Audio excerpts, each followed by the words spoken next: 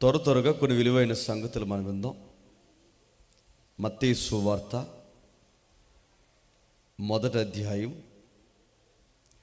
మత్తయి సువార్త మొదటి అధ్యాయం మొదటి వచనం. అబ్రహాము కుమారుడగు దావీదు కుమారుడైన యేసుక్రీస్తు వారి యొక్క వంశావళి అంటూ 21వ వచనం. ఆమెకు కుమారుని కనును, తన ప్రజలను వారి పాపముల నుండి ఆయనే రక్షించును గనుక ఆయనకు యేసు అని పేరు పెట్టుదవనెను. ఇదిగో కన్యక గర్భవతి అయి కుమారుని కనును, ఆయనకు ఇమ్మానుయేలని పేరు పెట్టుదురు అని ప్రభువు తన ప్రవక్త ద్వారా పలికిన మాట నెరవేరినట్లు ఇదంతయు జరిగెను. ప్రతి ఒక్కరి దగ్గర బైబిల్ ఉందిగా. ఎన్ని క్రిస్మస్ వర్తమానాలు ఉన్నారో నాకు తెలియదు, కానీ కాస్తంత ఓపికగా చరిత్రలో ఉన్న ఒక మింగుడు పడిన సంగతిని అర్థం చేసుకునే ప్రయత్నం మనం చేద్దాం.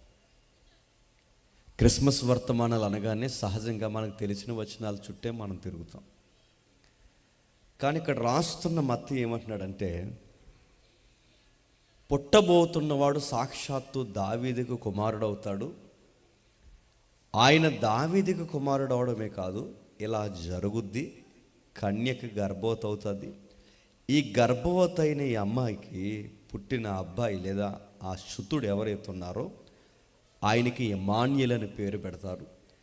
ఇట్లా జరుగుద్దని ప్రవక్త ముందుగానే ప్రవచనం చెప్పాడట.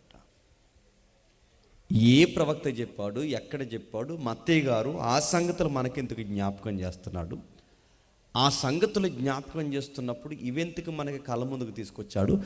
ఈరోజు ఇవెందుకు మనం చదివి క్రిస్మస్ వర్తమానాన్ని మనం జ్ఞాపకం చేసుకోవాలి. ఇవి మన ముందున్న ప్రశ్నలు.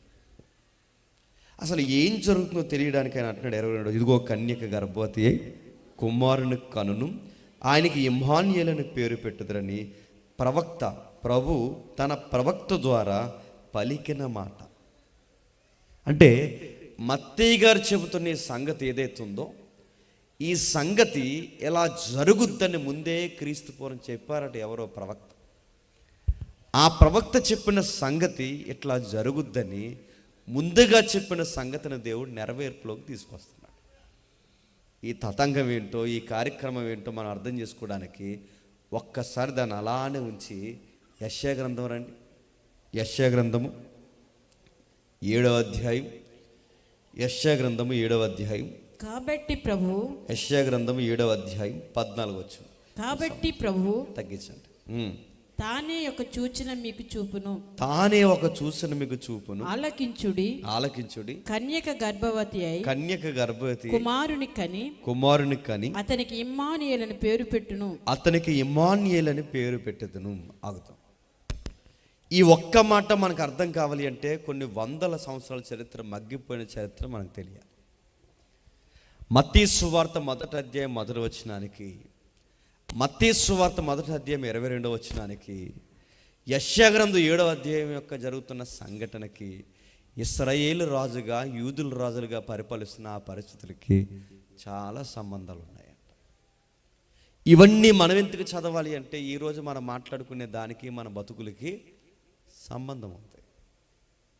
అంటే క్రీస్తు పుట్టుక వెనకాల ఇంత కార్యక్రమం జరిగిందంటే జరిగింది. ఏం జరిగిందో తెలియాలంటే ఆ 7వ అధ్యాయం 14 వచనం ఒక్కటే చదివితే అర్థం కాదు.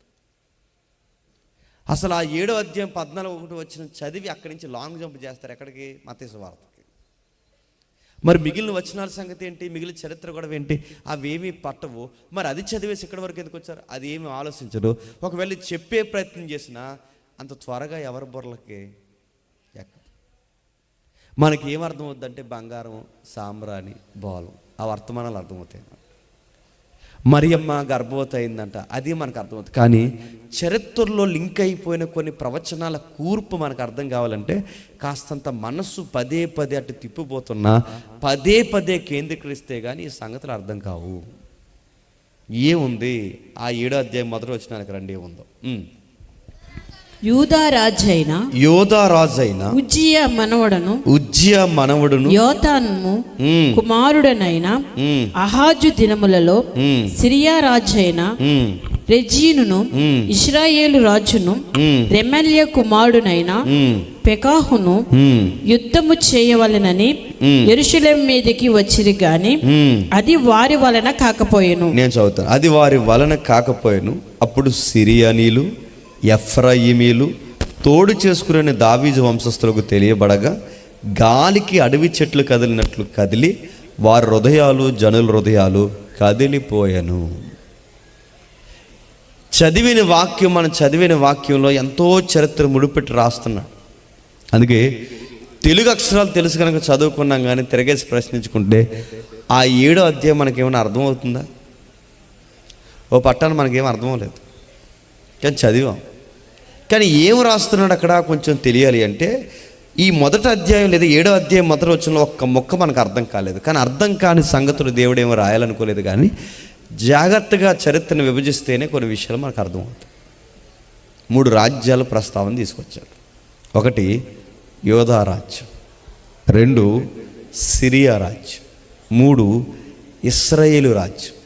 మరలా యోధా, సిరియా, ఇజ్రాయెల్, ఈ 3 చరిత్రలతో ముడిపడిన మరొక భయంకరమైన చరిత్ర అశూరు చరిత్ర. ఆ చరిత్రల ప్రకటనలో ప్రకంపన సృష్టిస్తున్న టైంలో ప్రవచనం, ఆ ప్రవచనానికి మరియమ్మకి తన జీవితానికి ఒక లింక్ ఉంది. ఇంత రాజకీయం 3 సామ్రాజ్యాలు, 1 యోధా సామ్రాజ్యం, 2 ఇశ్రాయేల్ సామ్రాజ్యం, 3 సిరియా సామ్రాజ్యం, ఇలాంటి 3 సామ్రాజ్యాలు ఎగసపడుతున్నప్పుడు ఒక కన్నిపిల్ల కోసం దేవుడు మాట్లాడుతున్నాడంటే అసలు ఏదో గమ్మత్తైన సంగతులు అక్కడ ఉన్నాయని మీకు ఎప్పుడు అనిపించలేదా? యెషయా గారు ఈ సంగతులు రాస్తున్నప్పుడు ఇవి సాదాసీదాగా రాయలేదు. యెషయా గారు ఈ సంగతులు రాస్తున్నప్పుడు ఆయన మెదడంతా రాజకీయ పరిస్థితుల చుట్టూ కేంద్రీకరింపబడి ఉంది. ఆయన మాట్లాడుతున్నాడు ప్రపంచ రాజకీయం, ఇజ్రాయేల్ రాజకీయం, సిరియా రాజకీయం, ఇజ్రాయేల్ రాజకీయం, యోధా రాజకీయం ఏదైతే ఉందో ఈ రాజకీయాలు మార్చడానికి రారాజు ఎలా రాబోతున్నాడో ఆ సంగతులు చాలా సూక్ష్మంగా రాస్తున్నాడు. ఆయన రాస్తూ అంటున్నాడు చూడండి, రాజ్యాలు 3 మోకముడిగా ఫామ్ అయ్యాయట. ఇలా ఫామ్ అవుతాయని ఎప్పుడు చెప్పాడట? సొలొమోనుకి చెప్పాడట. సొలొమోనుకి ఎందుకు చెప్పాడు? ఇదిగో సొలొమోను, నీ పరిపాలన ఎలా ఉండాలి? ఎక్కువ మంది భార్యలు నువ్వు చేసుకోకూడదు. సొలొమోను, నీకు విషయం చెప్తున్నాను, నువ్వు ఎక్కువగా గుర్రాలని పోగేసుకోకూడదు. సొలొమోను, నీకు మరో మాట చెప్తున్నాను, ఎక్కువ సైన్యాన్ని పెట్టొద్దు, ఆ సైన్యాన్ని కూడా మీ అయ్యి లెక్కెట్టొద్దు. మీకు ఏం చెప్తున్నాడు అంటే, ఈ 7వ అధ్యాయానికి ముందు ఏం జరుగుతుందంటే మీరు జాగ్రత్తగా వినాలి. ఈ 7వ అధ్యాయానికి ముందు సొలొమోనుకి చాలా సూత్రాలు చెప్పాడు. నీ రాజ్యం స్థిరపడాలన్నా, నీ రాజ్యం రోజు రోజుకి అంతకంతకు వర్ధిల్లాలన్నా, నీ రాజ్యం రోజు రోజుకి ఆకాశాన్నంటే స్థాయికి నువ్వు వెళ్ళాలన్నా ఖచ్చితంగా ఈ 3 పాటించాలి. బహుభార్యతత్వం వద్దు, 2 ఎక్కువ గుర్రాలని పోగు చేయొద్దు, 3 ఎక్కువ సైన్యాన్ని లెక్క పెట్టొద్దు. ఒకవేళ ఇవి చేస్తే స్థిరపడడం కోసం నువ్వు పిచ్చి పిచ్చి యాసాలు వేసావో నీ తర్వాత దేశం మొక్కలవుద్ది.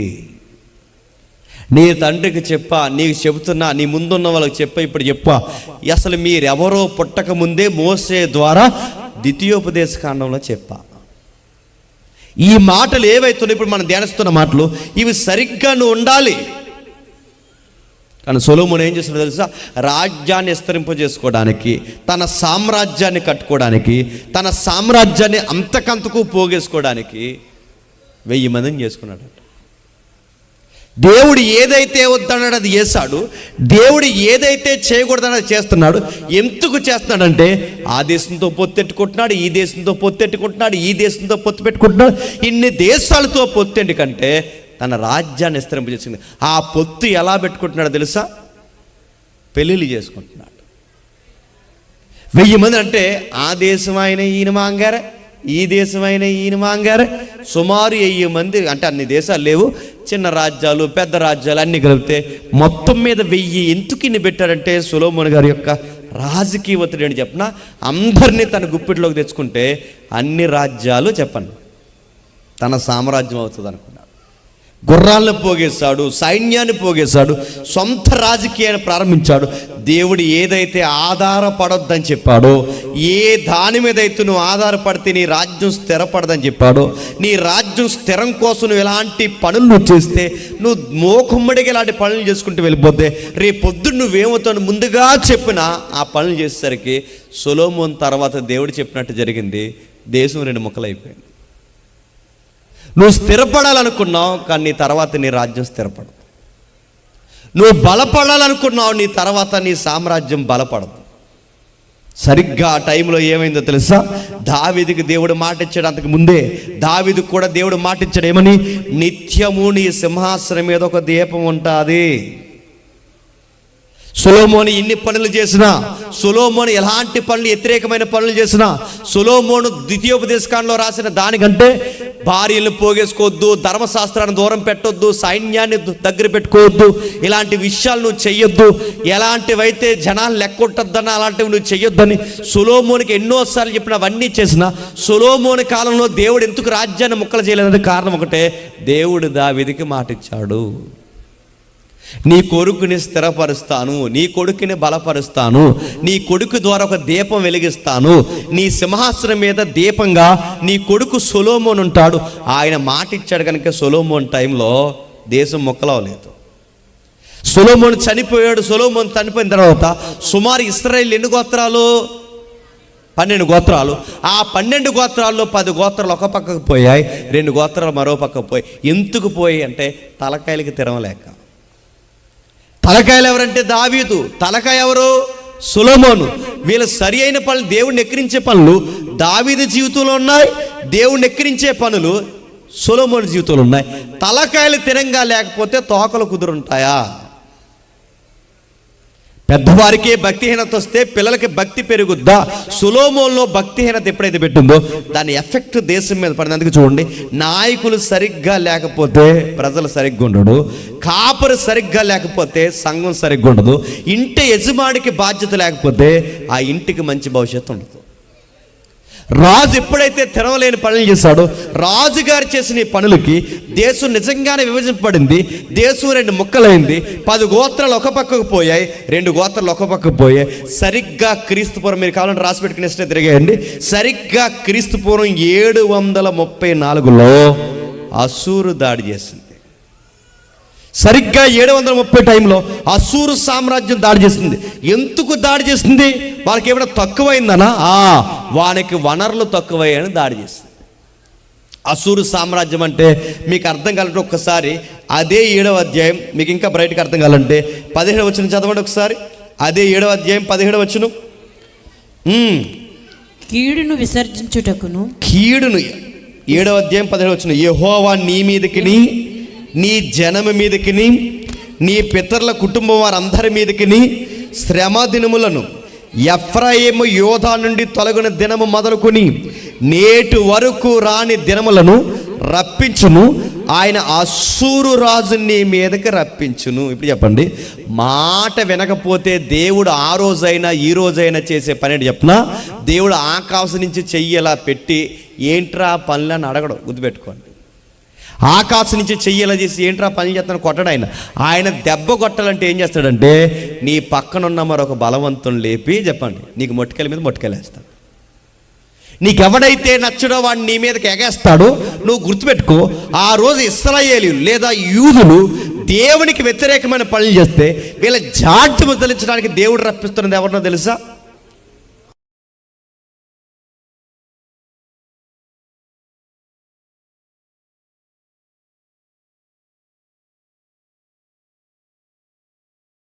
మనకు వ్యతిరేకమైన నాయకులు. బ్రాందీ షాపుకైనా కట్టుకోవడానికి పర్మిషన్ ఇస్తారు కానీ చర్చి కట్టుకోవడానికి పర్మిషన్ ఇవ్వని ప్రభుత్వాలు. ఇలాంటి ప్రభుత్వాలు ఎందుకు వస్తున్నాయంటే జాడ్యం వదిలించడానికి. గుర్తుపెట్టుకోండి, ఎవరు ఎక్కాలన్నా, ఎవరు దిగాలన్నా, ఎవరు పరిపాలించాలన్నా, ఎవరు పరిపాలించకూడదన్నా, మళ్ళీ చెప్తున్నాను, ఏ రాజు ఎప్పుడు ఉండాలో, ఏ రాజు ఎప్పుడు ఉండకూడదు, ఏ నాయకుడు ఎప్పుడు ఉండాలి, ఏ నాయకుడు ఎప్పుడు ఉండకూడదు, ఎవరు ఎప్పుడు పరిపాలించాలో సమస్తము జరిగించేది ఎవరు చెప్పండి? అంటే ఇప్పుడు ఏ ప్రభుత్వాలు ఎవరు పరిపాలించాలో మనం ఓట్లు వేయక ముందే నిర్ణయించింది ఎవరు చెప్పండి? ఎందుకు నిర్ణయిస్తున్నాడు? కారణం ఏంటి చెప్పినా, మనుషులు తన పిల్లలు దేవునికి అనుకూలంగా లేనప్పుడు బలవంతుల్ని సింహాసనం ఎక్కించి వాళ్ళ బలాన్ని ఎవరి మీద చూపించమంటాడు తెలుసా? బద్ధకస్తులైన తన పిల్లల మీద చూపించమంటాడు. ఇశ్రాయేలు కూడా అలాగే తయారయ్యారు. వాళ్ళు ఏం తయారయ్యారు? అది కూడా చూడండి. వాళ్ళు చేస్తున్న పని, వాళ్ళు దేవుడికి వ్యతిరేకమైన పని చేస్తున్నారు. వాళ్ళ అయ్యలు అలా చేస్తారు, వీళ్ళు అలాగే చేస్తున్నారు. ఎన్నిసార్లు చెప్పిన వాళ్ళ పనులు చేస్తున్నప్పుడు దేవుడు అక్కడ రాస్తున్నాడు, అశ్షూరు రాజుని నీ మీదకి రప్పిస్తా. ఎప్పుడు మీరు చూడండి, ఎప్పుడు మీరు పట్టించుకోండి, ఎప్పుడు మీరు కనీసం ఊహించండి. అంటే దేవుడు ఎప్పుడు గుర్తుపెట్టుకోండి, చుట్టుపక్కల సామ్రాజ్యాన్ని లేపి మీకు బాగా సుఖం ఎక్కువైపోయింది, మీకు బాగా సుఖం ఎక్కువైపోయింది కనుక దొరికే అన్నం మీకు దొరకకుండా చేస్తా. మీకు నేను చెప్తున్నాను, ఇది న్యూ ఇయర్ మెసేజ్, అలాగే క్రిస్మస్ మెసేజ్ గుర్తుపెట్టుకోండి.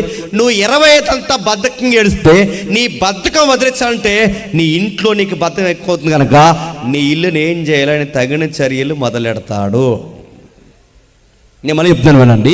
నీకు బాగా బద్ధకం ఎక్కువైతే 5 ఏళ్ళు నోట్లోకి వెళ్తున్నాయా, నీకు దొరికే తిండి దొరకకుండా ఎలా చేయాలో ఆయన అడ్డుకొట్టలేవడం ప్రారంభిస్తాడు. ఇశ్రాయేలుకి బాగా పంటలు పండి, ఇశ్రాయేలు బాగా ఇల్లులు కట్టుకుని, ఇశ్రాయేలు బాగా సరంబీలు వేసుకుని, ఇశ్రాయేలు బాగా సుఖాన్ని, మరి సరాసరి ఎవరిని మర్చిపోయారు తెలుసా? దేవుడు మర్చిపోయారు. 24లోనే అలా ఏడుస్తారు, 25లోనే అలా ఏడుస్తారు. దేవుడిచ్చిన వనరులు ఉపయోగించుకుని, దేవుడిచ్చిన పంటలు తిని, దేవుడిచ్చిన ఇల్లు కట్టుకుని, దేవుడిచ్చిన సుఖాలకు మరిగి, దేవుడు చేస్తున్న కార్యాలనే మర్చిపోయి పూర్తిగా సుఖాలకు మరిగితే దేవుడు ఏం చేస్తాడు? ఆ తినే గొంతు పట్టుకుంటాడు. ఏమనుకుంటున్నారు? ఆ పరుగులు తీసే ఏవైతున్నావో నీ రథాలు పట్టుకుంటాడు, నీ బలాన్ని పట్టుకుంటాడు, నీ ఔన్నత్యాన్ని పట్టుకుంటాడు, నీ సైన్యాన్ని పట్టుకుంటాడు. నువ్వు ఏదైతే అతిశయ కారణం అనుకుంటున్నావో అతిశయాన్ని తొంగలో తొక్కుతాడు.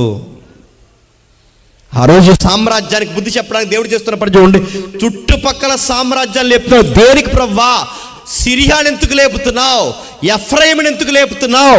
ఈ రెండిటికన్నా ఘోరమైన సామ్రాజ్యం అశ్షూరుని ఎందుకు లేపుతున్నావు అంటే యోధాని కొల్లగొట్టడానికి లేపుతున్నాను, ఇశ్రాయేల్ని కొల్లగొట్టడానికి లేపుతున్నాను.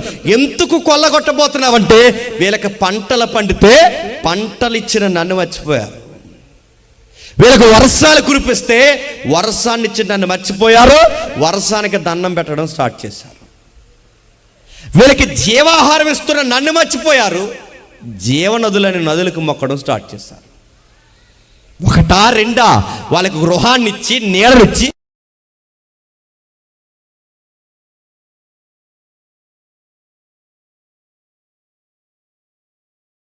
దాసుల చేత సేవ చేయించుకుని కనీసం ప్రార్థన కూడా చేయడానికి లేవని బద్ధకం అయిపోయినాయి. ఇప్పుడు చెప్పండి, ధర్మశాస్త్రం లేదు, దేవుడి భయం లేదు, ప్రార్థన లేదు, ఆసక్తి లేదు. పరిచర్యలో ఉండాలన్న దేవాలయంలోకి వెళ్ళి ఆ దేవాలయపు కార్యక్రమంలో బలులు లేవు, నైవేద్యాలు లేవు, బలిపీఠాలు లేవు, ఏవైతునో హోమార్పణలు లేవు, కృతజ్ఞతార్పణలు లేవు. ఇవేమీ దేవుడికి ఇవ్వకుండా ఇశ్రాయేలు సమాజం సుఖపడుతుంటే వీళ్ళ సుఖానికి బద్ధకం తోడైతే ఈ బద్ధకాన్ని వదిలించాలా వద్దా? దావీదు రాజ్యంలోనే అలాగే జరిగింది, సొలొమోను రాజ్యంలోనే అలాగే జరుగుతుంది. ఇప్పుడు 42 మంది రాజులు వచ్చారు, వీళ్ళు కూడా అలాగే చేస్తున్నారు. సరిగ్గా దేవుడు చర్యలు మొదలు పెట్టాడు. ఎలాంటి వారిని ఉసుగొల్పాడు తెలుసా? జాలి, దయ, కనికరం ఏమాత్రం జాలి చూపని ఒక క్రూరమైన రాజుని పిలుస్తున్నాడు. ఆడి పేరు అశ్షూరు రాజు. వాడు ఏం చేస్తాడు? మనిషి బతుకుండగా ఎలా చంపుతారు తెలుసా? మనిషి బతుకుండగానే శర్మను ఒలిసేస్తారు.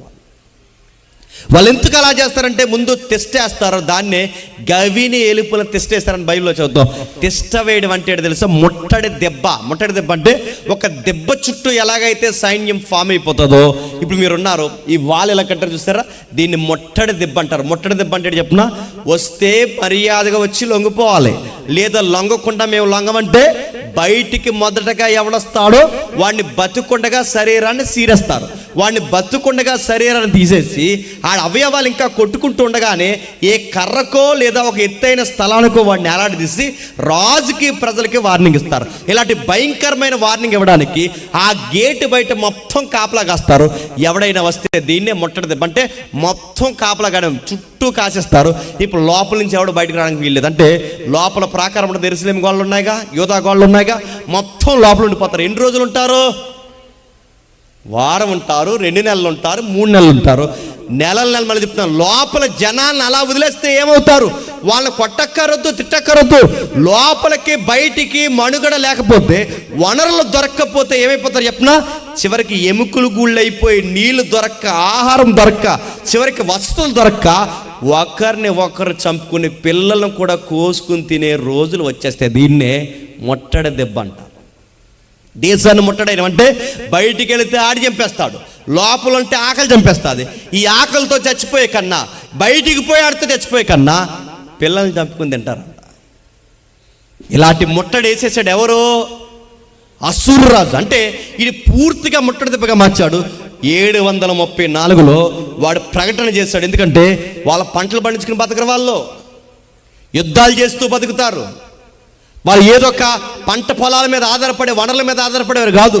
నువ్వు పండించుకుంటే నీది లాక్కోవడానికి వచ్చే జనం అంటే వాళ్ళ అప్పనంగా ఎదుటోడి మీద బతికే బతుకులు వాళ్ళవి. వాళ్ళకి జాలి ఉండదు, దయ ఉండదు, ఏమాత్రం ఆలోచించరు. వాళ్ళు చేసే పనులు ఎలా ఉంటాయంటే మీరు గమనించండి. వాళ్ళు చేస్తున్న పనులు ఎంత ఘోరాతి ఘోరమైన పనులు అంటే, స్త్రీ అని, పురుషుడని, చిన్నపిల్లని, పెద్దోళ్ళని ఏమీ ఆలోచించరు. వాళ్ళ యొక్క దయలేని పరిస్థితులు ఏంటంటే, వాళ్ళకి కావాల్సిన వనరులు, పండుకున్న పంటను బట్టిపోతారు, నీళ్లు బట్టిపోతారు, వాళ్ళ యొక్క ధాన్యాగారాలు ఏవైతున్నావో అన్నీ దొలిసేస్తారు, బంగారం పట్టిపోతారు, ఆడవారి మానాన్ని పట్టిపోతారు, చిన్నపిల్లలు ఎత్తుకుపోతారు, దాసులుగా చేసుకుంటారు. ఇలాంటి వాళ్ళందరూ వచ్చి ముట్టడి దెబ్బగా చుట్టూ వేసేసారట. ఇలాంటి చిత్రమైన పరిస్థితులు, చర్మాన్ని తీసేసి, గర్భంలో ఉన్న పిల్లల్ని చంపేసి, బయటికి లాగేసి, బండకేసి కొట్టి, ఇలాంటి భయంకరమైన పరిస్థితులు కలుగుతున్న టైంలో దేవుడు యెషయాతో దేవుడు అంటున్నాడు, రాజుతో మాట్లాడన్నాడు. వాళ్ళకు విషయం చెప్పాలి. వాళ్ళకు ఒక భయంకరమైన రాజు వస్తున్నాడు, వాడి పేరు అసూరు. ఆ అసూరుగాడు వచ్చే ముందే యోధా రాజును లేపేయాలని ఇద్దరు చాలా పెద్ద ప్లాన్ చేస్తున్నారు. మీకు అర్థమైన చూడండి కొంచెం చెప్పు. ఇది రాజకీయం. 7వ అధ్యాయం చుట్టూ ఏం జరుగుతుందంటే ఒక పొలిటికల్ సైన్స్ ఉంది, ఒక రాజకీయం ఉందంటే యోధా దేశానికి దేవుడు బుద్ధి చెప్పాలనుకున్నాడు. ఆయన బుద్ధి చెప్పేలోపు దేవుడు చేస్తున్న పని ఏంటో తెలుసా? అసూరు సామ్రాజ్యాన్ని లేపుతున్నాడు. ఈ అసూరు సామ్రాజ్యాన్ని లేపే లోపు మరో 2 రాజ్యాలు యోధా మీద కాలు దూవుతున్నాయి. ఎవరు ఆ యోధా మీద కాలు దూవేది ఎవరంటే, ఆ మొదటి వచ్చిన చెప్తున్నా చూడండి. యోధా రాజు మీదకి కాలు దూవుతున్నది సిరియా, ఇశ్రాయేల్. సిరియా, ఇశ్రాయేల్ ఎందుకు కాలు దూవుతున్నాయి? వాళ్ళకి భయం వేసింది. ఏం భయం వేసిందంటే, ఒకడు వస్తున్నాడు, వాడి పేరు అసూరు. వాడు ముట్టడి దిబ్బగా ఎవరిని ముందుకేస్తాడంటే, ముందు సిరియాని మింగేస్తాడు, తర్వాత ఇశ్రాయేల్ని మింగేస్తాడు, మూడోది యోధాని మింగేస్తాడు. మీరు ఇంటికి వెళ్ళిన తర్వాత బైబిల్ మ్యాప్ చూడండి. అసూరు సామ్రాజ్యాల పైన ఉంటాయి. నినేవే ఉంది చూస్తారు, నినేవే పట్టణం. ఆ నినేవే పట్టణం నుంచి, హామాతు నుంచి అలా దాటుకుంటూ వస్తే ఇజ్రాయెల్ దేశంలో అడుగు పెట్టాలంటే మొట్టమొదటి దొరికేసే దేశం ఏంటో తెలుసా? సిరియా దొరుకుతుంది. అంటే మొదటి ఎఫెక్ట్ ఎవరు తగులుతుంది? సిరియా తగులుతుంది. ఆ సిరియాని కొట్టిన తర్వాత రెండో ఎఫెక్ట్ ఎవరు తగులుతుంది అంటే ఇజ్రాయెల్ తగులుతుంది. మూడో ఎఫెక్ట్ ఎవరు తగులుతుంది అంటే యోధా తగులుతుంది. ఈ 3వ స్థాయిలో ఉన్న వాళ్ళకి వీళ్ళ ముగ్గురు కలిసి ఆలోచించుకుందామని ఒక ఆలోచనకు వచ్చారు. అందులో ముందు ఇద్దరు మీటింగ్ పెట్టుకున్నారు, కోర్ కమిటీ మీటింగ్. ఆ మీటింగ్ ఏంటంటే, యోధా రాజు, ఇశ్రాయేల్ రాజు మీటింగ్ పెట్టుకుని అన్నారు, ఒరే అది నిజానికి ఇజ్రాయేల్కి సిరియాకి పడదు. వీళ్ళిద్దరూ కలిసి మీటింగ్ ఏం పెట్టుకున్నారంటే, మనకి గొడవలు ఏమైనా ఉంటే తర్వాత చూసుకుందాం, మనకి ఏమైనా గొడవలు ఉంటే తర్వాత చూసుకుందాం, ముందు ఆడిని ఆపుదాం, కనీసం మనం ఒప్పందాలు చేసుకున్నా ఏదోలాగా బతికేద్దాం. ఆడొచ్చాడంటే ముట్టడి దెబ్బేస్తే లోన ఉన్నవాడు బయటికి పోకుండా, బయట ఉన్నవాడు లోపల పోకుండా, వాడు ముట్టడి దెబ్బేస్తే మనమే లోపల ఆకలితో ఎండిపోయి ఎముకలు కూడా చచ్చిపోతాం. ఒకవేళ ఆడి చేతికి దొరికామో వాడి బతుకుండగా చర్మాన్ని వాళ్ళు చేసి అలాంటిది చేస్తాడు. వాడికి దొరికినా ప్రమాదం, వాడు వచ్చి ముట్టడి దెబ్బేసినా ప్రమాదం. ఈ పరిస్థితుల్లో వాడికి మనం దొరకకుండా ఉండాలి అంటే ముందు ఆడిని ఆపాలి. మనకి గొడవలు ఏమైనా ఉంటే తర్వాత చూసుకుందాం, ముందు మన ఇద్దరం ఒక రాజ్యం అవుదాం. ఏది? సిరియా, ఇశ్రాయేల్. మన ఇద్దరం ఒక రాజ్యం అవుతుందని చెప్పి వీళ్ళిద్దరం మూట కట్టుకుని ఒక మోకమ్ముడిగా ఒక మాటకు వచ్చి మన ఇద్దరం ఒక సామ్రాజ్యం అవుతుందని మాటకు వచ్చారు. ఆ మాటలో వీళ్ళ స్థిరపడినమాట. ఓకే, మన ఇద్దరం కలిసి వాడిని ఎదిరిద్దాం అనుకున్నారు. వాళ్ళిద్దరు కలిసి వాడిని ఎదిరించే లోపు వాళ్ళకి అర్థమైన విషయం ఏంటంటే మన ఇద్దరం కలిసి వాడిని ఏమీ చేయలేదు. మనకి ఇంకా బలం కావాలి. మన 2 సామ్రాజ్యాలు ఉంటే సరిపోవు, మనకి ఇంకా బలం కావాలి. ఇంకొక బలం ఎవడిస్తారని ఎదురు చూసినప్పుడు 3వ దేశం ఏ దేశం ఉంది? యోధా ఉంది.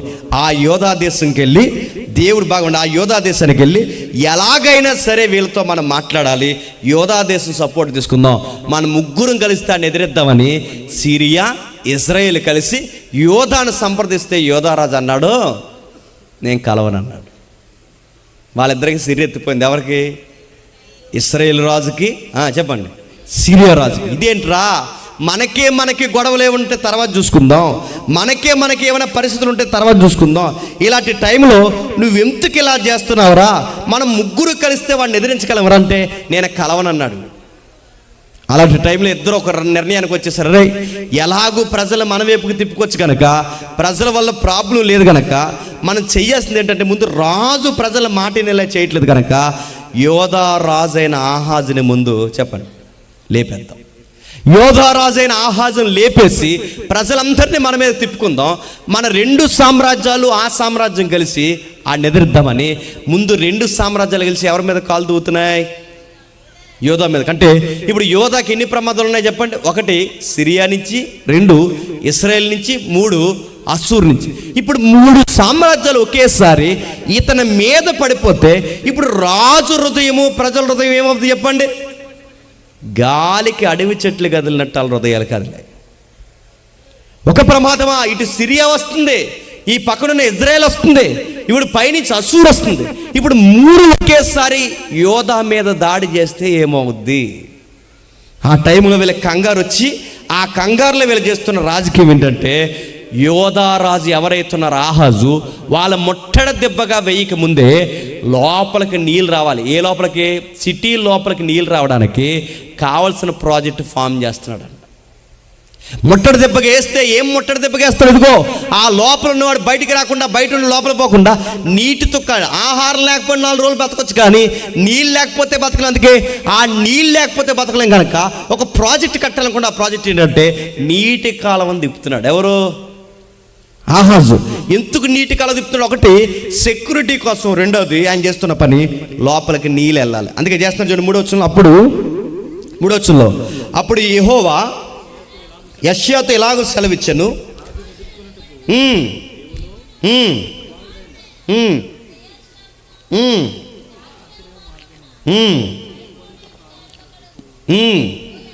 ఎక్కడికి వెళ్ళట? సాకిరేవు మార్గన పైన కోనేటి కాలవ కడ వరకు పోయి. ఇక్కడ 2 విషయాలు ఉన్నాయి. సాకిరేవు మార్గంలో కోనేటి కాలవ వరకు ఎందుకు పోవాలి? కాలవ దగ్గర పని ఏంటి రాజుగారికి? పైగా అది ఏరేవట సాకిరేవు దగ్గర పని ఏంటి? బట్టలు ఉతుక్కోవడానికి వెళ్ళాడా? రాజు బట్టలు ఉతుక్కుంటాడు కాదు. అక్కడికి ఎందుకు వెళ్ళాడంటే వాడు చుట్టూ వచ్చి ముట్టడేసాడు అనుకోండి, ముట్టడి దెబ్బేసాడు అనుకోండి, వాడు ముట్టడి దెబ్బగా మొత్తం దేశాన్ని మూసేస్తే లోపలికి ఆహారం దొరకకపోయినా పర్లేదు కొన్ని రోజులు, కానీ ఖచ్చితంగా ఏం దొరకాలి? నీళ్ళు దొరకాలి. ఇప్పుడు లోపలికి నీళ్ళు కావాలి. పైగా ఆ బయట ఉన్న లోపల రాకుండా ఆ లోపల చుట్టూ ఒక కెనాల్ తవ్వించాలంటే వాడు ఎంత జయించి వచ్చినా కోటెక్కకూడదంటే చుట్టూ ఒక కెనాల్ ఉండాలి. చుట్టూ ఒక కాలువ తవ్విస్తున్నాడు. ఆ కాలువ నీళ్ళు ఎక్కడ మళ్ళిస్తున్నాడు? లోపల మళ్ళిస్తున్నాడు. ఎందుకు? వాళ్ళ ముట్టడి దెబ్బ వేస్తే ఆ ముట్టడి దెబ్బలో వీళ్ళు కొట్టుకుపోకుండా ఆహారం నీళ్ళు లేకుండా చచ్చిపోకూడదని కావలసిన ఆహారపు ఇలువలు, నిలవలు, ఇంకా ఏవైతున్న నీళ్లు ఇవన్నీ పోగేసిన పని ఉన్నాడు. ఎందుకు? ఎలాగైనా వీళ్ళ మమ్మల్ని ముట్టడేస్తారు. వీడి భయమల్లా గుర్తుపెట్టుకోండి. అస్సూరు మీద భయం వస్తుంది, 2 ఈ సిరియా ఎఫ్రాయిం మీద భయం వస్తుంది. వీళ్ళిద్దరి మీద భయం వచ్చినప్పుడు వీడి భయపడి ఏం చేస్తాడంటే ఈ 3 సామ్రాజ్యాలు వచ్చి ఒకేసారి కలిపు కట్టుగా నా మీద పడిన బయటికి రాకుండా లోపల నీళ్ళు ఉండాలని సాగరేవు మారం దగ్గర పోయి నీళ్ళు సిద్ధపడుతున్నాడు. అప్పుడు 4వ వచనంలో భద్రము సుమి నిమ్మలించు పొగరాయిచున్న ఈ 2 కొరకంచులు. ఏ 2 కొరకంచులు చెప్పాలి? ఏ 2 కొరకంచులు? 1 సిరియా, 2 ఇశ్రాయేల్. కొరకంచులు ఏంటి చెప్పండి? అలా ఎగురినట్టు అంటెట్టినట్టు కనబడతాయి. అలా ఎగిరెగిరి ఏమవుతాయి చెప్పండి? మాయమైపోతాయి. ఇవి కూడా నిప్పు కణుకులు లాంటివి, కొరకంచులు లాంటివి. అది చాలా పవర్ఫుల్గా కనబడుతుంది, కానీ ఆ కొరకంచులు నేను త్వరలోనే ఆరిపేస్తాను. భద్రము సుమి, నిమ్మలించు, ఈ 2 కొరకంచులకు జడియకు. నువ్వు టెన్షన్ అవ్వకో, ఈ నీళ్ళ ప్రాజెక్టు చుట్టూ తిరక్కో, ఆహారం ఎలా నిలవేసుకోవాలని నువ్వు ఆలోచించుకో, నువ్వు నీటి కాలువలను ఎలా మళ్లించాలని ఈ ప్రాజెక్టులు. అంటే నువ్వు ఎలా నమ్ముకుంటున్నావు అంటే ప్రకృతిని నమ్ముతున్నావు, ఆహారాన్ని నమ్ముతున్నావు, ఇవన్నీ నమ్ముతున్నావు కనుక నువ్వు చేస్తున్న పనులు ఏంటంటే అవిశ్వాస పనులు చేస్తున్నావు. మీ అయ్య సొలొమోను ఎవరైతే ఉన్నాడో ఆయన తినంగా లేక ఈ పరిస్థితులు వచ్చాయి. ఇప్పుడు మళ్ళీ మీరు ఏం చేస్తున్నారంటే నా మీద ఆధారపడకుండా మళ్ళీ అయ్యే పనులు మీరు చేస్తున్నారు. గుర్రాలని పోగేయొద్దన్నాను, గుర్రాలను పోగేశాడు మీ అయ్యా. సైన్యాన్ని పోగేయొద్దన్నాను, ఇద్దరు అలాగే సైన్యాన్ని పోగేశారు. ఇప్పుడు నువ్వేం చేస్తున్నావు? నీళ్లు పోగేస్తున్నావు. ఇప్పుడు నువ్వేం చేస్తున్నావు? ఆహారం పోగేస్తున్నావు. అంటే మీకు ఎన్నిసార్లు చెప్పినా మీ బుర్రకే కదా, అసలు మీరు పరిపాలన మీకు అర్థమవుతుందా? మిమ్మల్ని సింహాసనం ఎక్కించింది నేను, కూర్చోబెట్టింది నేను, పరిపాలిస్తున్నది నేను, మీకు వనరులు ఇస్తున్నది నేను. వనరులు ఇచ్చి నన్ను మర్చిపోయారు, పరిపాలిస్తున్న నన్ను మర్చిపోయారు. మీ ప్లానింగ్స్లో మీరు ఉన్నారు. అందుకే ఏమంటున్నాడు చూడండి, ఆహాజును తెప్పుతున్నాడు, టెన్షన్ అవ్వకో, ఏమీ కాదు, నేను దావీదుకు మాటిచ్చా, నిత్యము నీ సింహాసనం మీద ఒక దీపం ఉంటుందని మాటిచ్చా. సిరియా వచ్చినా నీ తల వెంట్రుకలో తల వెంట్రుక తీయలేదు. ఎఫ్రాయిం వచ్చినా, ఇజ్రాయేల్ వచ్చినా నీ తల వెంట్రుకలో తల వెంట్రుక ఏమీ చేయలేదు. అసూర్ వచ్చినా నా సెలవు లేకుండా ఎవరు ఏమీ చేయలేరు. నీకు భయం గొలపడానికి ముందు అసూరు చేత ఎవరిని కొట్టిస్తాను చెప్పనా? ముందు మీ అక్క ఇశ్రాయేల్ని కొట్టిస్తాను. మీ అక్క అంటే ఎవరు? యోధా. యోధాకి అక్క ఎవరు? ఇశ్రాయేల్. ముందు మీ అక్క సంగతి తెలుస్తాను. మీ అక్కకు బుద్ధి చెప్పేసరికి దాని చెల్లివైన యోధా నీకు బుద్ధి రావాలి. నీకు బుద్ధి రావాలి. నీకు బుద్ధి వస్తే కానీ నేను ఎలాంటి కార్యాలు చేస్తే నీకు అర్థం కావట్లేదు. అందుకే నీకు చెబుతున్న విషయం మళ్ళీ చెప్తున్నా. భద్రము సుమి, నిమ్మలించు, ఈ పొగరాయిచున్న ఈ 2 కొరకంచుల కొనలకు నువ్వు జడియకు. నీ గుండె అవి నీకు సిరియా, ఎఫ్రాయిం కీడు చేయాలని ఆలోచిస్తుంది. ఇది నీకు తెలియక నువ్వు నీటి కాలాల చుట్టూ తిరుగుతున్నావు. నువ్వు ప్రమాదం ఏమనుకుంటున్నావు అంటే నీ ప్రమాదం అసూరు నుంచి అనుకుంటున్నావు, కానీ అసూరు కన్నా ముందు నీకు ప్రమాదం ఎవరు చెప్తున్నా? ఈ 2 కొరకంచులు నేను చంపేయాలని చూస్తున్నా. నీ ప్రజలు ఎత్తుకోపోవాలనుకుంటున్నారు, నేను పక్కకి లాగేయాలనుకుంటున్నారు. కానీ విషయం ఏంటంటే నేను దావీదుకి మాట ఇచ్చాను కనుక ఎవరి రాజ్యానికి వ్యతిరేకంగా మాట్లాడినా, ఎవరి రాజ్యానికి వ్యతిరేకమైన ఆలోచన చేసినా, ఎవరి రాజ్యానికి వ్యతిరేకంగా జెండా ఎగరేసినా దాన్ని బయలుపరుస్తాను, దాన్ని బట్టబయలు చేస్తాను. నీ మీదకి ఎగసపడేవాడిని వాడు సంగతి ఏడు చూసి వాడిని 65 సంవత్సరాలు కాకముందే మట్టి కలిపేస్తాను. ఇదంతా దేవుడు ఎవరికి చెప్తున్నాడు? ఆహాజుకు చెప్తున్నాడు. ఆహాజు ఏమన్నా చెప్పండి, 7వ వచనం చూడండి. 7వ వచనంలో అయితే ప్రభువు అయిన యెహోవా ఇలాగు సెలవిస్తున్నాడు, ఆ మాట నిలవదు, జరగదు. దమస్కు సిరియాకు రాజధాని, దమస్కునకు రెజీను రాజు 65 సంవత్సరములు కాకమునుపు 65 సంవత్సరాల కాకమునుపు ఎఫ్రాయిము జనము కాకుండా దక్షిణమగును షోమ్రోను ఎఫ్రాయిమునకు రాజధాని షోమ్రోనునకు రెమల్య కుమారుడు రాజు. మీరు నమ్మకుండిన ఎడల స్థిరపడక యుందురు. ఇప్పుడు చెప్పండి, ప్రాబ్లం మళ్ళీ తిరిగి ఎక్కడికి వస్తుంది చెప్పండి. నువ్వు నమ్మాలి. ఆహాజు నువ్వు నమ్మాలి. ఆహాజు నీ నాయకులు నమ్మాలి, నీ ప్రజలు నమ్మాలి. ఏమి నమ్మాలి? నేను చెప్పిన ప్రవచనం నమ్మాలి. ఏ ప్రవచనం చెప్తున్నావు?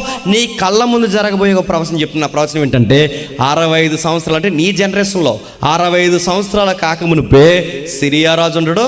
చెప్పండి, ఇశ్రాయేలు రాజు. ఎందుకంటే వీళ్ళ జెండా ఎగరేస్తుందో నీ మీద కట్టుకుంటున్నారు, కానీ యోధా పట్ల నాకు ఒక ప్రణాళిక ఉందన్న సంగతి ఈ బుద్ధి లేని రాజులకు అర్థం కావట్లేదు. వాళ్ళు నా ప్రణాళిక అడ్డొస్తే నేను దావీదుకి మాటిచ్చా, సొలొమోనుకి మాటిచ్చా, అంతకుముందు పితరుల కాలం నుంచి మాటిచ్చా. ఏమని మాటిచ్చా? ఇశ్రాయేలీయులైన యూదుల ద్వారా ఈ ప్రపంచాన్ని ఆశీర్వదిస్తానని మాటిచ్చా. దావీదుకి మాటిచ్చా, నిత్యము నీ సింహాసనం మీద ఒక దీపం ఉంటుందని మాటిచ్చా. సొలొమోనుకు కూడా మాటిచ్చా, నీ తర్వాత నీ తండ్రి సామ్రాజ్యాన్ని కొనసాగిస్తాను. ఇలా మాటిచ్చి యోధా సామ్రాజ్యం ద్వారా నేను అనిన మాట నెరవేరుద్దామని నేను అనుకుంటుంటే వీళ్ళ నీ మీదకి తిరగబడితే ఎవరి మీద తిరగబడినట్టు తెలుసా? నా మీదకే తిరగబడినట్టు. అందుకే నువ్వు రాసి పెట్టుకో, నువ్వు నమ్మాలి. ఆ నమ్మాల్సింది ఏంటంటే 65 సంవత్సరాల లోపే 2 సామ్రాజ్యాలు. చెప్పండి, నాశనం అయిపోతుంది. ఇది గనక నువ్వు నమ్మలేదో గుర్తుపెట్టుకోండి, ఇది గనక నువ్వు నమ్మలేదో మీరు నమ్మకుండిన ఎడల మీరు కూడా స్థిరపడ్డా.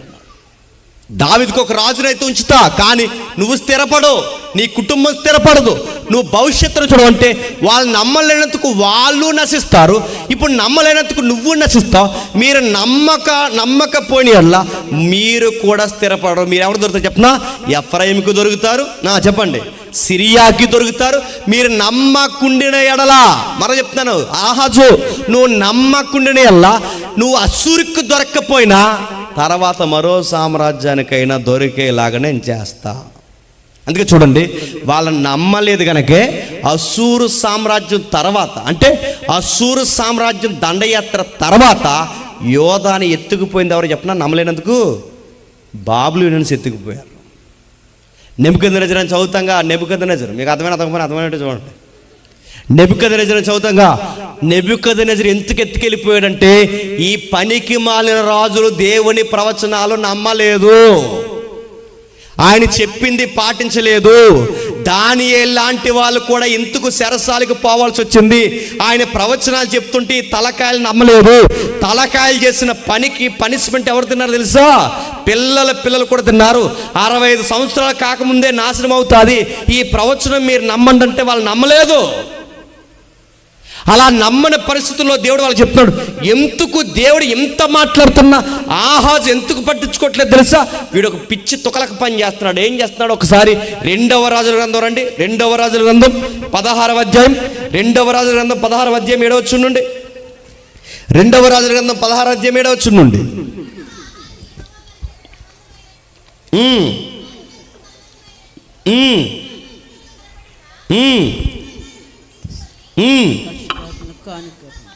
ఏంటట? అస్సూరు రాజులకు కానుకలుగా పంపి నేను నీ దాసుడను, నీ కుమారుడినై ఉన్నాను, నేను నీ కుమారుడినై ఉన్నాను గనుక నీవు వచ్చి నా మీదికి లేచిన సిరియా రాజు చేతిలో నుండి ఇశ్రాయేలు రాజు చేతి నుండి నన్ను రక్షింపవలెనని అస్సూరు రాజైన తిగ్లత్-పిలేసెరు దూతను పంపగా. ఇప్పుడు చెప్పండి, మీకు ఏమర్థమవుతుంది చెప్పండి. దేవుడు ప్రవక్త అయిన యెషయాని పంపేమన్నాడు? అస్సూరు వస్తుంది జాగ్రత్తగుండు, ఎఫ్రాయిం వస్తుంది జాగ్రత్తగుండు, సిరియా వస్తుంది జాగ్రత్తగుండు. నువ్వు నా మాట మీద ఆనుకొని నేను నిన్ను కాపాడుతాను ఆహాజు. నువ్వు దేవాలయంలో ఉన్న వస్తువులు పట్టుకెళ్ళి ఇతరులకు పెట్టుబడి పెట్టక ఆహాజు, నేను నిన్ను కాపాడుతా. నీకు నీటి కాలువల మీద నమ్మకం ఉంది, నీకు నీ ఆహారం మీద నమ్మకం ఉంది ఆహాజు. నీకు నీటి కాలువ మీద ఉన్న నమ్మకం, ఆహారం మీద ఉన్న నమ్మకం, చివరికి అస్సూరు రాజు మీద ఉన్న నమ్మకం నీకు ఎవరి మీద లేదు తెలుసా? నా మీద లేదు ఆహాజు. నీకు ఏదో ఒక గుర్తడుగు. నువ్వెందుకు ఇలాంటి ఎక్కిరించే పనులు చేస్తున్నావు? మీ అయ్య సొలొమోను ఇలా చేసినందుకే ఇప్పుడు దేశం ముక్కసెక్కలైపోయింది, అన్యుల చేతుల్లోకి పోతుంది. ఇప్పుడు మళ్ళీ ఏదో ప్రమాదం వస్తుందని మళ్ళీ నన్ను ఎక్కిరించే పనులు చేస్తే మీరు మీ తరాలు స్థిరపడతాయా? మీరు ఎందుకు నన్ను ఇలా హృదయాన్ని గుచ్చే పనులు మీరు చేస్తున్నారు? నన్ను రెచ్చగొట్టి కింద నా మాట వినండి అంటే వినలేకపోతున్నారు ఏంటి? మీ తండ్రి అయిన దావీదుకి నేను మాట ఇచ్చాను, సొలొమోనుకి మాట ఇచ్చాను, మిమ్మల్ని ఎక్కడికి పోనివ్వనురా, మిమ్మల్ని ఆశీర్వాదకరంగా మార్చాను. నేను ఎన్నోసార్లు ప్రవచనం చెప్పినా ఎవడో గుంపు రాజకీయం చేస్తున్నానని అది కూడా బయటపెట్టి మీకు చెప్తున్నా. నన్ను నమ్మకుండా పోయి అన్య రాజుని నమ్ముతున్నావంటే నాకన్నా నీకు ఆడి మీద విశ్వాసం ఎక్కువైపోయి తండ్రి అని నన్ను పిలవడానికి పోయి నన్ను తండ్రి అని పిలవకుండా ఎవడన్నా రాజు నువ్వు తండ్రి అని పిలుస్తున్నావంటే నిన్నేం చేయాలి యోధా అంటూ రాస్తున్నాడు. ఏదన్నా గుర్తడుగు, నీ దేవుడైన యెహోవాను ఏదన్నా చూసినడుగు. అది పాతాళ లోతైనా సరే, అది యోర్ధలోకం అని ఎత్తైనా సరే, అంటే పరలోకము ఎత్తైనా పాతాళం లోతైనా ఏదో ఒక గుర్తడుగు. నన్ను నమ్ము. నువ్వు అస్సూరు రాజుని నమ్ముతావేంటి? నువ్వు నీటి కాలం నమ్ముతావేంటి? నువ్వు ఇశ్రాయేలు నమ్ముతావేంటి? నువ్వు ఇలాంటి వాళ్ళు నమ్ముతున్నావు, ఆహారాన్ని నమ్ముతున్నావు, నీ బలాన్ని నమ్ముతున్నావు, నీ సైన్యాన్ని నమ్ముతున్నావు, నీ రౌతులు నమ్ముతున్నావు. నన్ను నమ్మరా అంటే నమ్మలేకపోతున్నావు. నువ్వు ఎలా నమ్మాలో నన్ను అడుగు. పోనీ నీకేదో గుర్తిమ్మంటావా? అది పరలోకమంత ఎత్తైన గుర్తు కావాలా? పాతాళ లోతంత గుర్తు కావాలి? ఏదో ఒక గుర్తు నీకు చూపిస్తాను. దయచేసి నన్ను నమ్మరా అన్నా ఈ నమ్మలేదంట. ఏం చేయాలి చెప్పండి అడుగుతాను. ఇంత విశ్వాసమా? దేవునికి ఇంత వ్యతిరేకత, దేవుని మీద ఇంత తిరుగుబాట. దేవుడు ఎన్నిసార్లు ఎక్స్ప్లెనేషన్, ఇదిగో నీ ప్రవక్తలు పంపి చెప్పించాడు, నీతిమంతులు పంపి చెప్పించాడు, నీకు రాజకీయం అర్థం అవట్లేదని ఏకంగా యెషయాని తన కొడుకునిచ్చి పంపించు, తన కొడుకుని చూపిస్తూ చెప్తున్నాడు, నన్ను నమ్మరా? యెషయా కొడుకునైనా చూసి నన్ను నమ్ము, కనీసం నా మాట అయినా నమ్ము, లేదా ఏదో ఒక గుర్తు కావాలా, ఆ గుర్తైనా చూపిస్తా, ఏదో ఒకటి చూసి నమ్ము. ఏమి నమ్మాల ప్రభు అంటే దావీదుకి ఇచ్చిన మాట ఈ దేవుడు ఎప్పుడు నెరవేరుస్తాడని నమ్ము. నీ రాజ్యానికి ఏమీ కాదని నమ్ము. నేను మాటిచ్చాను, మాటిచ్చిన దాని మీద నేను నిలబడ్డాను. నా అభిషక్తులు వచ్చేంత వరకు ఈ దేశానికి ఏమీ కాదని చెబుతున్న మాట నమ్మవయ్యా అంటే ఈడు నమ్మలేదట. నీటి కాలంనైనా నమ్మాడు, అస్సూరు సామ్రాజ్యాన్ని నమ్మాడు, ఆహారాన్ని నమ్మాడు, కానీ దేవుడు నమ్మలేదు. దేవుడు ఆహాజు ఏమంటాడు చూడండి, ఆహాజు నేను నమ్మను యెహోవాను చెప్పండి శోధింపనని చెప్పి ఏమంటున్నాడు? ఆ మాటకు అర్థమని చెప్పండి. నువ్వెందుకు నమ్మవు అంటే నువ్వు అనుకుంటున్నావు అసూరుతో పొత్తెట్టుకున్నా నాకేట అనుకుని దేవుణ్ణి సంప్రదించడానికి కూడా ఇష్టపడలేదు. మీకు అర్థమవుతుందో లేదో? చాలా మంది చర్చికి రావడానికి ఎలాగైతే ఇష్టపడకుండా దొంగ కారణాలు చెబుతారో, చాలా మంది దేవుని పరిచర్యలో ఉంటామని దైవజనులకి మాట ఇచ్చి, చాలా మంది ఉంటారు చూసారా, ఆ వయసు అయిపోయిన దైవజనులకి మాట ఇచ్చి తప్పించుకుని ఎలా తిరుగుతారంటే వాళ్ళకి రావడం ఇష్టం లేదు, ఏదో కారణం. ఆ కారణాలు ఎలాగైతే చెబుతారో, అసూరు రాజు, క్షమించండి, అసూరు రాజును సంప్రదించిన ఆహాజు కూడా వాడికి దేవుడితో మాట్లాడడం ఇష్టం లేక, దేవుడి ప్రవచనం మీద ఆనుకోవడం ఇష్టం లేక పైపచ్చికి ఏమంటున్నాడు తెలుసా? నేను దేవుని బాధ పెట్టినాను. ఇదేదో పైకి దేవుడి మీద ప్రేమ అన్నట్టు మాట్లాడతాడు, కానీ వీడికి దేవుడి మీద ప్రేమని కాదు, వీడికి దేవుడి మీద ప్రేమ కన్నా ఎవరి మీద నమ్మకం ఎక్కువ ఉంది చెప్పండి? అసూరు రాజు మీద నమ్మకం ఉంది, అసూరు బలం మీద నమ్మకం ఉంది. అందుకే అసూరు రాజు మీద, అసూరు బలం మీద నమ్మకం ఎక్కువై నేను అడగను యెహోవాని సోదరుని ఎందుకు అడుగుతావు? దేవాలయంలో ఉన్న వస్తువులే వాడికి పెట్టుబడి ఇస్తావు, ఎందుకు అడుగుతావు? బలిపీఠం మీదే సిరియా బలిపీఠాలు ఎక్కిస్తున్నావు, నువ్వెందుకు నమ్ముతావు? నువ్వు దేవుడి కన్నా దేవతలు నమ్ముతున్నావు, దేవుడి కన్నా రాజుని నమ్ముతున్నావు, దేవుని కన్నా బలాన్ని నమ్ముతున్నావు, దేవుని కన్నా ఆహార నిలవలు నమ్ముతున్నావు, నువ్వు దేవుని కన్నా నీ ప్లానింగ్స్ని ఎక్కువ నమ్ముకుంటున్నావు. ఆ టైంలో అంత అవిశ్వాసం ఎత్తిక్రిస్తున్నప్పుడు ప్రవక్త అంటున్నాడు, అతడు ఇలా అనేను, అతడు ఎలాగో చెప్పును, దావీదు వంశస్థులారా వినండి, మనుషులను విసిగించడం చాలదనుకుని నా దేవుని కూడా విసిగించును. నా దేవుని కూడా ఎంతకాలం మీ పితరుల దగ్గర ఇచ్చిన మాట ఇస్తాను, అప్పుడు నమ్మలేదు.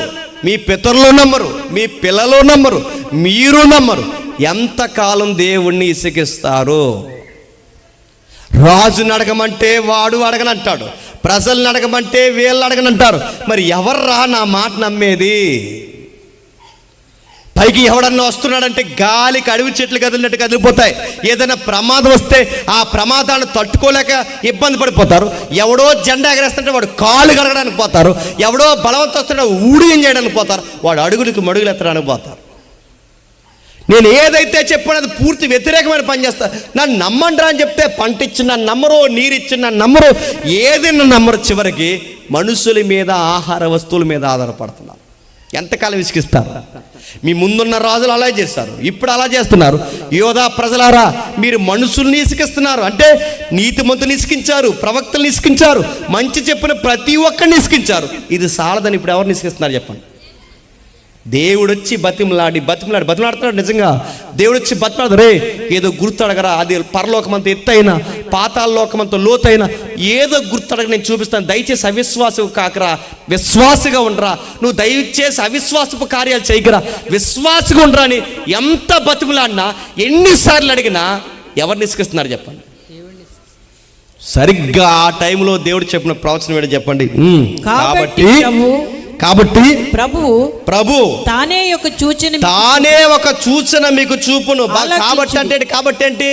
నీ ప్రజలు అడిగినా అడగకపోయినా, రాజు నువ్వు అడిగినా అడగకపోయినా, ఈ ప్రజల్లో ఎవడు అడిగినా అడగకపోయినా, మీరు అడిగినా అడగకపోయినా దేవుడే ఈ ప్రపంచానికి తన నమ్మిన ప్రజలకు గుర్తు చూపించాలని డిసైడ్ అయిపోయాడు. ఏదో ఒక గుర్తు అడగంటే మీరు ఎలాగూ అడగరు, మీ ప్రజలు ఎలాగో అడగరు. అస్సూరుకు భయపడొద్దు, సిరియాకి భయపడొద్దు, ఇశ్రాయేలుకి భయపడొద్దు, ప్రమాదానికి భయపడొద్దు, నీకేమీ జరగదు, నీకెందుకు ఏమీ జరగదని చెప్తానంటే, దావీదు సింహాసనం ఒక దీపం ఉంటుందని చెప్పాను. ఆ దీపం వచ్చే వరకు ఏమీ జరగదు. నీకు ఏదో గుర్తు మీరు ఎలా గుర్తడగలేదు కనుక ఆ దీపం ఎలా వస్తుందో మీకు గుర్తు చూపిస్తాను. మీరు అడిగినా అడగకపోయినా, మీరు అడిగినా అడగకపోయినా, మీ రాజకీయ లబ్ధి కొరకు మీరు నమ్మినా నమ్మకపోయినా నేను ఒక దీపాన్ని చూపిస్తాను. ఆ గుర్తు ఏంటంటే, కాబట్టి దేవుడు తానే ఒక గుర్తుని మీకు చూపును. ఆలకించుడు.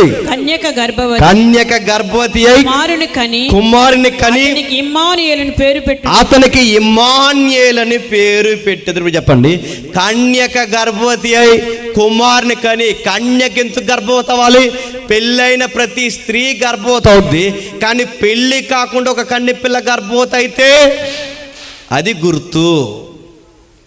మగగాలి తగలకుండా, పురుష సంయోగం లేకుండా, ఏ సంబంధం లేకుండా, ఆదాము మొదలుకొని అవ్వ మొదలుకొని ఎప్పటి వరకు స్త్రీ పురుషుల కలయిక వల్లనే బిడ్డలు పుడితే, ఏ కలయిక లేకుండా, ఏ అపవిత్రత లేకుండా, ఏ సంభోగము లేకుండా, ఎలాంటి అపవిత్ర కార్యాలు జరగకుండా, పురుష గాలి కూడా తగలకుండా ఒక కన్య పిల్ల ఈ ప్రపంచ పటం మీద ఎప్పుడైతే గర్భవతి అవుతాదో ఆ రోజు నేను దావీదుకి ఇచ్చిన మాటను జ్ఞాపకం చేసుకోండి.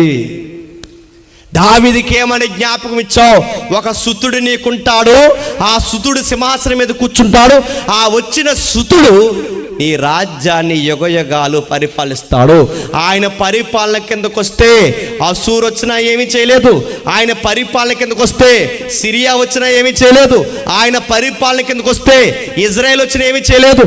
ఆయన పరిపాలన కిందకి రావాలి. ఇది నమ్మాలి. ఇది నమ్మకపోతే ఏమవుతావు? యోధా నమ్మకపోతే ఏమవుతావు? స్థిరపడు. యోధా నమ్మలేదు కనుకే దానియేలు కాలం వచ్చేసరికి ఏమైంది? చెరకపోయారు. దానియేలు తర్వాత కూడా ఏమైంది? మాదీయ పారసీకులు చెరగలోకి పోయారు. వీళ్ళ నమ్మలేదు కనుక వీళ్ళ చెరకపోయారు, స్థిరపడకుండా పోయారు. ఇప్పుడు చెప్తున్నాను, వీళ్ళ నమ్మలేదు కనుక వాళ్ళు స్థిరపడకుండా పోయారు. నమ్మలేని ప్రజలకు ఎప్పుడు గుర్తుపెట్టుకోండి, దేవుడు నమ్మమన్నాడు. ఎవరు నమ్మలేదు? రాజు నమ్మలేదు. చెప్పండి, ప్రజలు నమ్మలేదు, పితరులు నమ్మలేదు. నమ్మలేనందుకు చెరకపోయారు. ఆ చెరకపోయినా గుర్తుపెట్టుకోండి, ఎప్పటికీ మనం సవాల్ చేస్తున్న మాట చెప్పిన, దేవుడు ఏదన్నా ఒకటి చెబితే నమ్మాలి. దేవుడు ఏదన్నా ఒకటి చెప్తే నమ్మాలి. నేను ముగిస్తున్నాను. దేవుడు ఏదన్నా ఒకటి చెప్తే, ఆధారం లేకపోయినా దేవుడు ఏదైనా చెప్పినా ఆయన ఆధారం ఇస్తాడు. కనీసం ఆధారం ఇచ్చినా నమ్మకపోయినా కుటుంబాలు స్థిరపడవు. మళ్ళీ చెప్తున్నాను, ప్రయాణాలు స్థిరపడవు, ఆరోగ్యాలు స్థిరపడవు, భవిష్యత్తు స్థిరపడదు. ఆయన ఏదన్నా నమ్మమన్నాడో నమ్మే. నమ్మకపోతే ఏమైంది? రాజ్యం కదిలిపోయింది. నమ్మకపోతే ఏమైంది? సింహాసనం కదిలిపోయింది. నమ్మకపోతే ఏమైంది? ముట్టడ దెబ్బయింది. నమ్మకపోతే ఏమైంది? శవాల గొట్టయింది. నమ్మకపోతే ఏమైంది? ఆహాజు కుటుంబం తన తరం మంట కలిసిపోయింది. ఇప్పుడు నేను ముగిస్తున్నాను తొందరగా. రాజు నమ్మలేదు, ప్రజలు నమ్మలేదు. ఆ టైంలో నీతిమంతులుగా మోతుబర్లుగా పిలువబడుతున్నారు, నమ్మలేదు. ఇలా నమ్మని బాగున్నాడు. రాజు నమ్మని, ప్రజలు నమ్మని, రాజ్యాలు నమ్మని, సిరియా నమ్మని, ఇజ్రాయెల్ నమ్మని ప్రవచనం 17 ఏళ్ళ ఆడపిల్ల నమ్మింది. మీకు అర్థమవుతుందో లేదో? ఎవ్వరు నమ్మలేని టైంలో కొన్ని వేల సంవత్సరాలు అలా కూరిగిపోయి పాతికిపోయిన ప్రవచనం అంటే దేవుడి కన్యక గర్భవతి కుమారుని పుట్టిస్తున్న ప్రవచనం. ఆహాజు రాజు నమ్మలేదు, ఏ రాజు నమ్మలేదు. రాజులు, అధిపతులు, ప్రజలు నమ్మని ప్రవచనం ఎవరు నమ్మారు చెప్పండి? ఓ పల్లెటూరులో పుట్టిన ఒక ఆడపిల్ల, పల్లెటూరులో పుట్టిన ఒక పల్లెటూరు ఆడపిల్ల, 17 ఏళ్ళ ఆడపిల్ల నమ్మిందంటే ఆహాజు నమ్మని ప్రవచనం, రాజు నమ్మని ప్రవచనం ఒక ఆడపిల్ల నమ్మిందంటే రాజు కన్నా ఎవరిది గొప్ప చెప్పండి? ఎవరు గొప్పని చెప్పనా? రాజు కన్నా ఈ 17 ఏళ్ళ ఆడపిల్ల గొప్పది. చూసి అడగలేదు, ఏ గుర్తు అడగలేదు. తన తరంలో భాగమేనండి. తన తరంలో ఒక సీనియర్ పాస్టర్ గారు ఉన్నారు. ఆ పాస్టర్ గారి పేరు తెలుసా? ఆ పాస్టర్ గారి పేరు జకరయ్య. ఆ పాస్టర్ పేరు ఎలిజబెత్ అమ్మ. ఆ పాస్టర్ గారు ఏమన్నారంటే, నీ కొడుకు పుడతాడంటే ఆ పాస్టర్ గారు ఏమన్నారు తెలుసా? నాకు ఏదన్నా గుర్తు కావాలన్నాడు.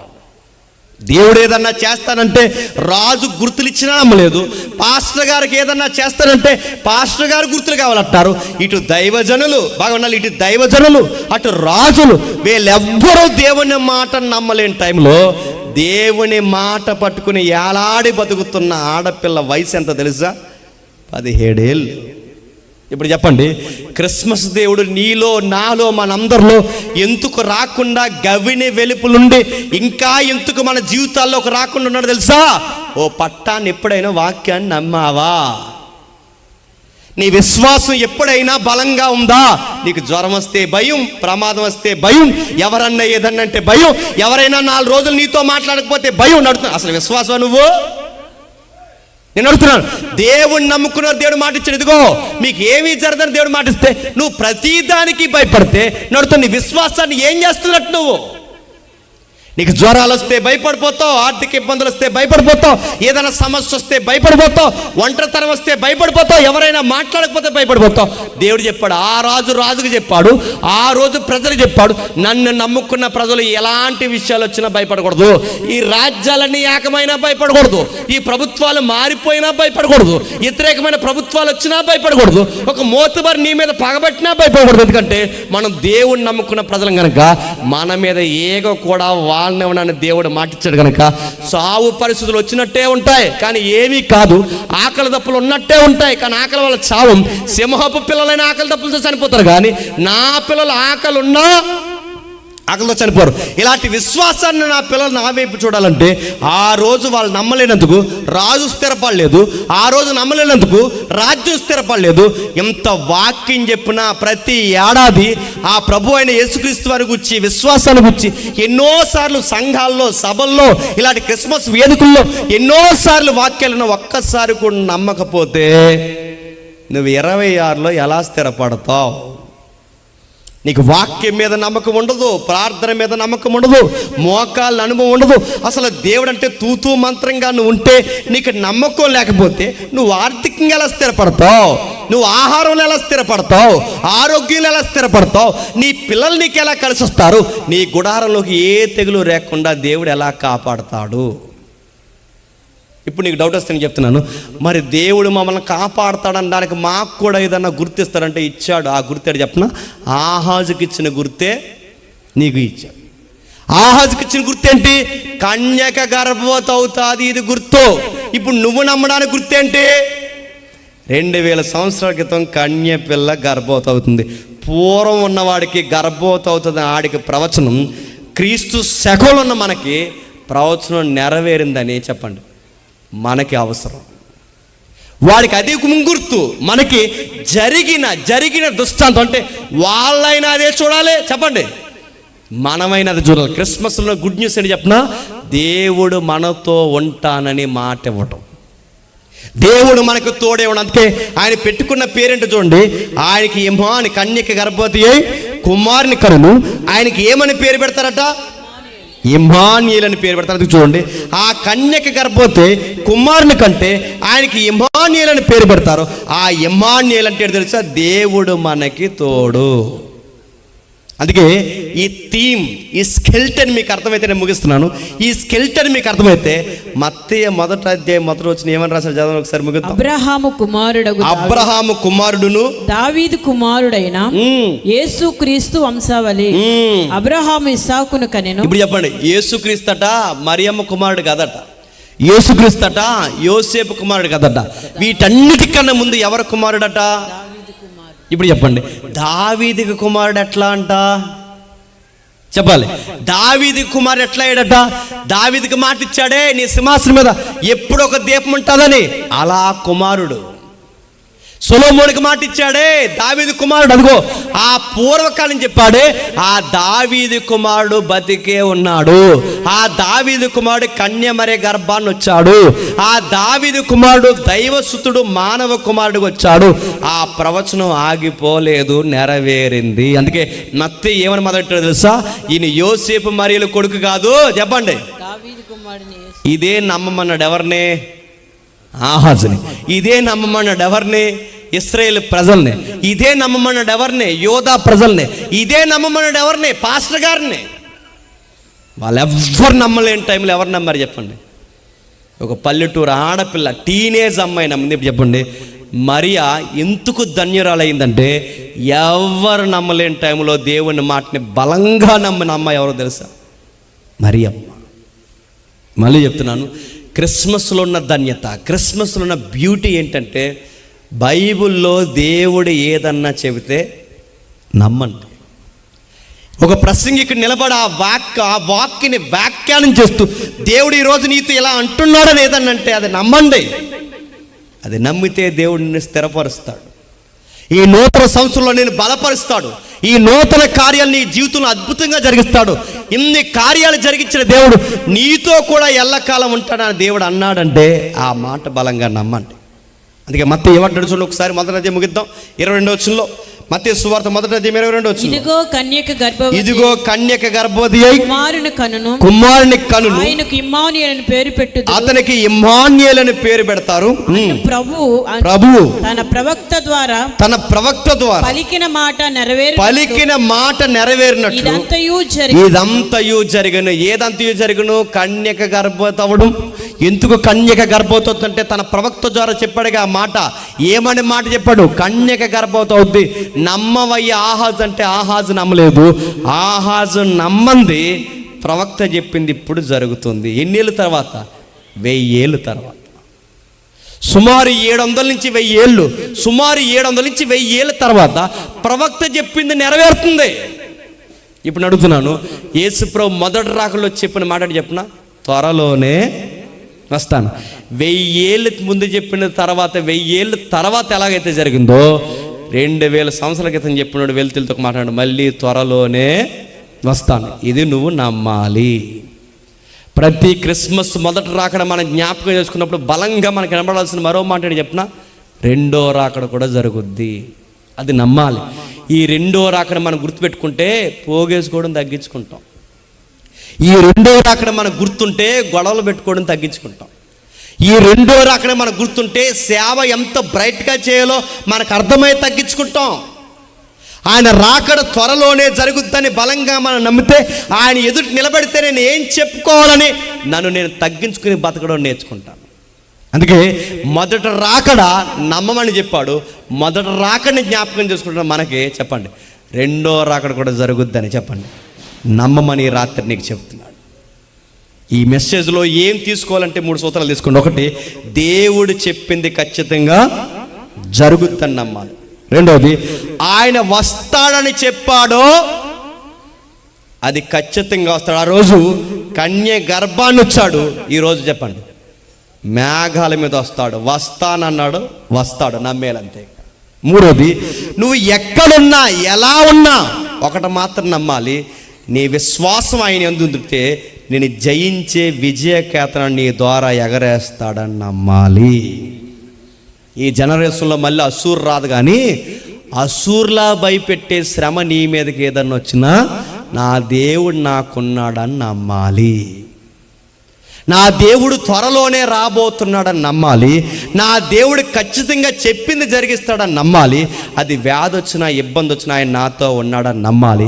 నేను నీతో ఉన్నానని నమ్మడానికి ఆయన పెట్టుకున్న పేరు ఇమ్మాన్యేల్. ఇమ్మాన్యేల్ అంటే చెప్పండి, నేను నీకు ఉన్నాను, నేను నీకు తోడై ఉన్నాను. అది 2026 అయినా ఉంటాను, 2027 అయినా ఉంటాను, 2028 అయినా ఉంటాను.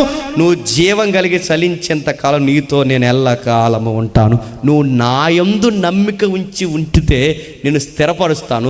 నువ్వు నా యందు నమ్మిక ఉంచితే నేను బలపరుస్తాను. నువ్వు నా యందు నమ్మిక ఉంచితే నిన్ను ఆశీర్వాదకరంగా మారుస్తాను. నిన్ను ఆశీర్వాదకరంగా మార్చడమే కాదు, నీకు కావాలంటే గుర్తుపెట్టుకో, అద్భుతకరమైన చూసక్రియలు కూడా నీ జీవితంలో జరిగిస్తాను. అది వ్యాధ, డాక్టర్లా చెరిపోయే కార్యం చేస్తాను. అది ఆర్థిక ఇబ్బందా, నీ పొరుగోడు కుళ్ళుకునేంతగా ఆశీర్వదిస్తాను. ఒకవేళ నీకు శత్రుత్వం పెరిగిందా, నీ శత్రువు కూడా సిగ్గుపడేలా నీ ముఖం మీదకి సిరునవ్వు నేను తెస్తాను. నువ్వు నమ్మాలి. ఏమని నమ్మాలి? దేవుడు నాకు తోడై ఉన్నాడని నమ్మాలి. ఆ రోజు ఆహాజుకు తోడుంటా అన్నాడు, నమ్మలేదు. మరియకు తోడున్నాడు, ప్రపంచానికి ఆశీర్వాదకరంగా తల్లిని మార్చేశాడు. ఆ రోజు మరియకు తోడున్న దేవుడు ఈ రాత్రి అంటున్నాడు, నీకు నాకు కూడా తోడుంటాడు. నువ్వు సేవకుడు అయితే నీతో తోడుంటాడు, నువ్వు విశ్వాసం అయితే నీతో తోడుంటాడు. ఆయన చెప్పాడు, నేనుంటానన్న మాటని బలంగా నమ్మని చెప్పాడు. అది నమ్మండి. మీకు 2020 వచ్చినా 26 వచ్చినా ఏదొచ్చినా మీకు ఏ భయం ఉండదు. ఎందుకంటే ఈ క్రిస్మస్ దేవుడు ఇచ్చిన మాట ఏంటంటే సదాకాలము చెప్పండి మీతో కూడా నేను ఉంటాను. రాజులు నమ్మని ఆ చరిత్రని, ప్రవక్తలు చెప్పిన నమ్మని చరిత్రని 17 ఏళ్ళ ఆడపిల్లలు నమ్మితే ఈ ప్రపంచానికి అంత ఆశీర్వాదం అయిపోతే మీరు నమ్మండి. మీరు ప్రపంచానికి ఆశీర్వాదం అవుతారు లేదా నాకు తెలియదు, కానీ మీ ఇంటికి ఆశీర్వాదం అవుతారు. మీరు ప్రపంచానికి ఆశీర్వాదం అవుతారు లేదా నాకు తెలియదు, కానీ మీ ఈదికి, మీ సంఘానికి, మీ ఊరికి దీవెనకరమైన పెట్టేస్తారు. ఎవరు దేవుని చేత వర్ధిలింపబడతారంటే యథార్థత కలిగి ఆయన యందు నమ్మకం ఉంచిన వారిని తప్పక చెప్పండి ఆశీర్వదిస్తాడు. నూతన సంవత్సరం నీకు ఆశీర్వదకరంగా ఉండాలంటే ఆయన చెప్పిన వాక్యాలు బలంగా నమ్మండి. సంవత్సరం వస్తుందన్నది ఎంత వాస్తవమో ఏదో ఒక సంవత్సరం దేవుడు వస్తాడన్నది కూడా అంతే వాస్తవం. దాన్ని నమ్మిన వారు ధన్యులు. ఆ మాటలు ఎవరైనా పెడచెవిని పెడితే మీ ఆత్మలకు మీరే ఉత్తరవాదం. అందరికీ క్రిస్మస్ నూతన సంవత్సరం శుభాకాంక్షలు. దేవుడు మన అందరికీ ఎల్లప్పుడూ తోడుగా